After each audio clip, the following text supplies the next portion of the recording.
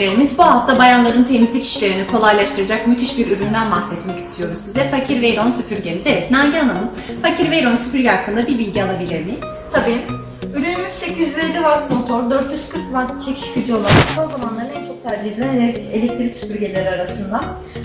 Teleskop borusu tamamen çelik olup hortumunda da enine ve boyuna çelik teller kullanılarak ürünün kullanım ömrünü fazlasıyla uzatmaktadır. Halılar için tasarlanmış özel turbo başlığı, parke ve zeminler için tasarlanmış özel sert zemin aparatı, dışında baza altı, kanepe altı, dolap üstü için tasarlanmış ekstra uzun başlığıyla hanımların temizlik işlerini fazlasıyla kolaylaştırmaktadır.